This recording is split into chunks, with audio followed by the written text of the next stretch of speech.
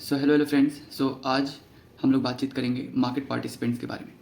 तो basically market में बहुत सारे पार्टिसिपेंट्स रहते हैं। हम लोगों को सिर्फ यही दिखाई देता है कि जो ट्रेडर है या इन्वेस्टर है वही लोग मार्केट में पार्टिसिपेट करते हैं, लेकिन उनके वर्क को अगर देखा जाए, उनके इंटेंशन को अगर देखा जाए तो उनको अलग अलग कैटेगरी में बांटा जा सकता है। कौन कौन से मेनली कैटेगरीज होते हैं उनको हम लोग जान लेते हैं। पहली कैटेगरी जो है वो हेजर्स की होती है। सेकेंड कैटेगरी जो है स्पेकुलेटर्स या फिर ट्रेडर्स की होती है। And third one is for the arbitragers.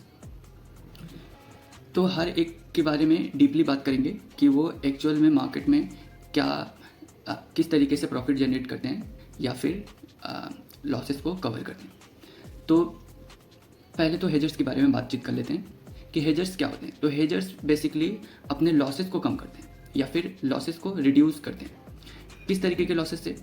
तो जो भी उतार चढ़ाव होते हैं सिस्टम में, जैसे इंटरेस्ट रेट का उतार चढ़ाव होता है, शेयर के प्राइजेस में उतार चढ़ाव होता है, बॉन्ड्स के प्राइजेस में उतार चढ़ाव होता है, करेंसी एक्सचेंजेस में करेंसी का दाम अगर घट जाता है या बढ़ जाता है, कमोडिटी प्राइजेस में उतार चढ़ाव अगर होते हैं तो इनको थोड़ा सा डिटेल्स में जान लेते हैं कि कैसे उतार चढ़ाव से कैसे बचा जा सकता है। पहले तो इंटरेस्ट रेट के बारे में जान लेते हैं। तो कोई भी कॉरपोरेशन है या फिर इन्वेस्टिंग इंस्टीट्यूशंस हैं, वो अगर मान लेते हैं कि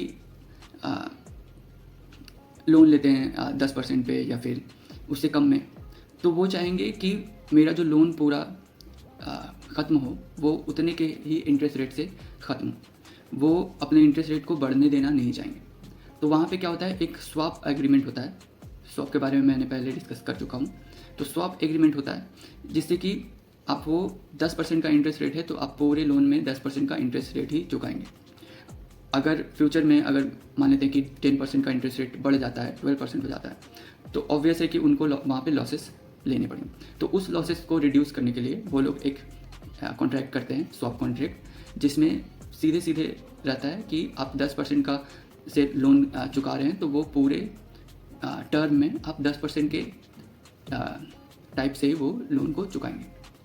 बॉन्ड प्राइजेस में भी वही होते हैं, करेंसी एक्सचेंज रेट्स में भी वही होते हैं कि करेंसी अगर मैं डॉलर में अगर बात करूं कि अगर मैंने कोई शेयर खरीदा डॉलर में, तो अगर डॉलर का प्राइस नीचे गिर गया 90 रुपया का अगर है इंडियन रुपीज़ के हिसाब से, तो अगर वो डॉलर का प्राइस 85 रुपया हो गया तो ऑब्वियस है कि 5 रुपये का तो मेरा ऐसे ही लॉस हो जाता है। तो उस चीज़ों से बचने के लिए या फिर लॉसेस को कवर करने के लिए हेजर्स को के तरीके से ट्रेड किया जाता है या फिर एग्रीमेंट बनाया जाता है कि मेरा जो इनिशियल प्राइस रहेगा वो उसी तरीके से बिहेव करेगा जिससे कि हम लोगों को लॉसेस का सामना ना करना पड़े। सेकेंड अच्छा, हेजर्स के थोड़ा से और भी देख लेते हैं। अगर शेयर मार्केट की बात की जाए तो हेजर्स कैसे वहाँ पे इम्प्लीमेंट होते हैं डेरिवेटिव में। तो मान लेते हैं कि कोई एक बहुत बड़ा कैपिटल रखा हुआ है। एक एग्जांपल के तौर पर अगर 1 करोड़ का कोई कैपिटल इन्वेस्टमेंट में डाला हुआ है और मार्केट गिर रही है, तो वो क्या करेंगे, ऑप्शंस सेल करेंगे कुछ टाइम के लिए, और जिससे क्या हो सकता है कि वो अपने लॉसेस को रिड्यूस कर सके। ओके, मार्केट अगर गिर रही है तो वो ऑप्शंस को सीधे सीधे सेल करेंगे और वो लॉसेस को रिड्यूस कर पाएंगे। और जब मार्केट उठता है तो ऑब्वियसली कि उनका इन्वेस्टमेंट तो है ही पहले से, तो वहाँ से वो प्रॉफिट फिर से जनरेट कर पाएंगे। तो बेसिकली हेजर्स वही होते हैं जो कि लॉसेस को रिड्यूस कर सके। अगर एक और एग्जांपल देखा जाए हेजर्स के बारे में, तो मैं क्या बता सकता हूँ कि जब भी आप इक्विटी में इन्वेस्ट किए हुए हैं, तो अगर मार्केट नीचे जा रही है, कभी कभी ऐसा होता है कि मार्केट नीचे जाती है, तो दूसरे जो प्रोडक्ट्स होते हैं, मान लेते हैं कि जैसे गोल्ड हुआ, वो क्या हो सकता है कि ऊपर जाने लगता है।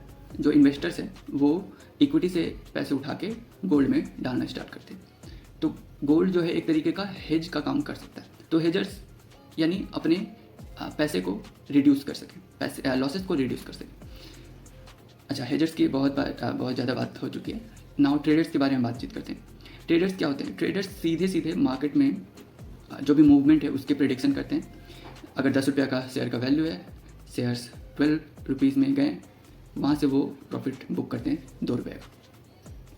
तो ट्रेडर्स के बारे में तो आप लोग जानते ही होंगे कि बहुत तरीके के ट्रेडर्स होते हैं। ट्रेडर्स होते हैं, स्विंग ट्रेडर्स होते हैं, पोजिशनल ट्रेडर्स होते हैं, इन्वेस्टर्स होते हैं। तो वो क्या करते हैं, टाइम के अनुसार से वो एग्रीमेंट को लेते हैं एंड देन फिर वहाँ पे सेल करते हैं जो भी प्रॉफिट आया लॉस आया फिर वहाँ से वो बुक कर दें। अच्छा, फिर क्या हो सकता है कि ट्रेडर्स जो है अगर अच्छे ब्रोकर के थ्रू अगर वो ज्वाइन किए हुए हैं कोई भी एक्सचेंज में, तो वो लिवरेज भी उठा सकते हैं, लिवरेज भी ले सकते हैं, जिससे कि उनका प्रॉफिट भी अच्छा हो। लेकिन याद रखिएगा जितना लिवरेज आप लीजिएगा अगर लॉस होते हैं तो उतने के कैलकुलेशन से आपका लॉस भी होता है। अब बात करते हैं आर्बिट्रेजर्स की। तो आर्बिट्रेजर्स क्या होते हैं? आर्बिट्रेजर्स वो कैसे प्रॉफिट बना पाते हैं मार्केट में? तो वो क्या करते हैं कि एक ही टाइम पे जहाँ पे वैल्यू कम होता है कोई भी चीज़ का, चाहे वो शेयर्स हो चाहे कोई भी प्रोडक्ट हो, एक ही टाइम पे वो प्रोडक्ट को बाई करते हैं जो कम दाम का होता है, और वो क्या करते हैं उसी टाइम पे दूसरी जगह पे जहाँ पे उनका दाम ज़्यादा होता है वहाँ पे जाके बेच देते हैं। तो उसके जो डिफरेंस होते हैं वो प्राइसेस के, तो उससे वो प्रॉफिट जनरेट करते हैं। अब इसका कुछ एग्जांपल अगर हम देखते हैं तो मान लेते हैं कि न्यूयॉर्क एक्सचेंज में अगर किसी शेयर का दाम कम है तो वो वहाँ पे बाई करेंगे उन शेयर को, और मान लेते हैं कि लंदन के उसी टाइम पे लंदन का जो एक्सचेंज है वहाँ पे उस शेयर का दाम ज़्यादा है, तो वो वहाँ पे जाके सिंपली सेल कर देंगे और उससे वो प्रॉफिट जनरेट कर देंगे। तो आर्बिट्रेजर्स बहुत ही मुश्किल से प्रॉफिट जनरेट करते हैं और वो काफ़ी स्पीड करना पड़ता है हम लोगों को, और बहुत ही चुने हुए ब्रोकर्स पे आप वहाँ पे अपने आप को लिस्ट करेंगे तभी वो हो सकता है। तो आर्बिट्रेजर्स में थोड़ा सा मार्केट में अंदर जाना पड़ता है जिससे कि वो पता चले कि किस प्राइजेस में कौन से कम हो रहे हैं कौन से ज़्यादा हो रहे हैं, और जिससे कि हम लोग वहाँ पे प्रॉफिट जनरेट कर सकते हैं। तो ये प्रक्रिया बहुत ज़्यादा स्पीड करनी होती है क्योंकि मार्केट में शेयर्स का दाम बहुत ही जल्दी से बढ़ता या घटता है, और इसका डिमेरिट यही होगा कि अगर मार्केट में उसी टाइम प्राइस अगर घटा हुआ है तो और भी ज़्यादा घट सकता है और आपको लॉसेस भी हो सकते हैं। सो अभी जो है मैंने 3 मार्केट पार्टिसिपेंट्स के बारे में बात किया है, हेजर्स के बारे में बात किया है, ट्रेडर्स के बारे में बात किया है, आर्बिट्रेजर्स के बारे में बात किया है। अब आपको ये देखना है कि आप किस टाइम पे कौन से रोल को निभाते हैं और ये जो मार्केट है उससे आप प्रॉफिट कैसे जनरेट करते हैं, वो आपकी चॉइस है। So keep investing.